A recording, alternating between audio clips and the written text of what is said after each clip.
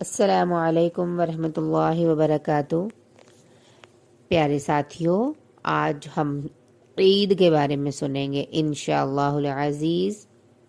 اعوذ باللہ من الشیطان الرجیم، بسم اللہ الرحمن الرحیم۔ عید عربی زبان کا لفظ ہے جس کے معنی تہوار کے ہیں۔ اسلام میں صرف 2 عیدیں ہیں، ایک عید الفطر اور دوسری عید الاضحیٰ۔ عید الفطر رمضان ختم ہوتے ہی یکم شوال کو منائی جاتی ہے۔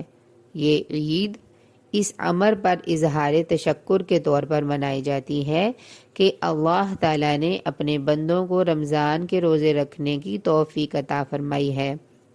عید الاضحیٰ ذوالحجہ کے 10ویں روز منائی جاتی ہے۔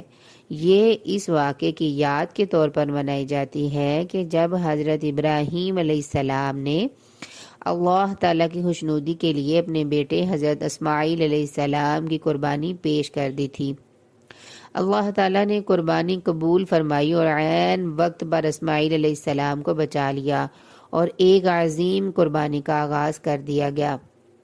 ان دونوں عیدوں کے دونوں دنوں میں روزے رکھنے سے سختی سے ممانعت کی گئی ہے۔ مسلمانوں کے لیے ان دونوں تہواروں کا انتخاب اللہ تعالیٰ نے خود کیا ہے۔ نبی اکرم صلی اللہ علیہ وسلم جب مکہ سے ہجرت کر کے مدینہ تشریف لائے تو آپ کو بتایا گیا کہ یہاں کے لوگوں نے سال کی 2 دن خوشیاں منانے کے لیے مقرر کر رکھے ہیں۔ آپ نے پوچھا یہ کیسے دن ہیں؟ جواب ملا کہ ہم دور جاہلیت میں ان 2 دنوں میں کھیلتے کودتے تھے۔ اس پر نبی صلی اللہ علیہ وسلم نے کہا کہ بلا شبہ اللہ تعالیٰ نے تمہیں ان کے بدلے میں ان سے بہتر دن دیے ہیں، یعنی عید الفطر اور عید الاضحیٰ کا دن۔ عید کے ان دونوں موقعوں پر خوب اہتمام کرنا چاہیے، غسل کیا جائے، بہترین کپڑے پہنے جائیں، تشکر کے طور پر یعنی شکر کے طور پر عیدین کی راتوں میں کثرت سے تکبیریں کہنی چاہیے۔ عید الاضحیٰ میں ایام تشریق کے آخر تک اور عید الفطر میں امام کی نماز کے لیے نکلنے تک کی تکبیریں کہنی چاہیے۔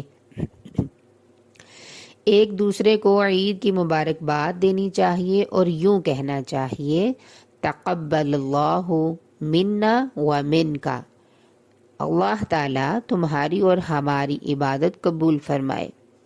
اچھے کھانے کھائیں اور دوسروں کو بھی کھلائیں۔ عید الاضحیٰ پر قربانی کی جاتی ہے اور اس کا گوشت خود بھی کھاتے ہیں اور ہمسایوں، دوستوں، رشتہ داروں، واقف کاروں اور بالخصوص غرباء میں بھی تقسیم کرتے ہیں۔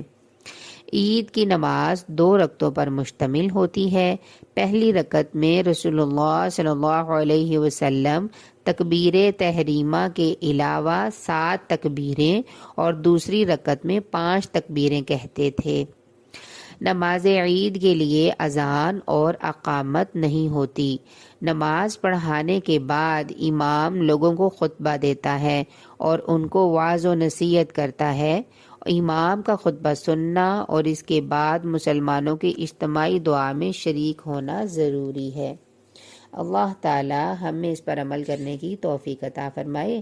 جزاکم اللہ خیر۔ السلام علیکم ورحمۃ اللہ وبرکاتہ۔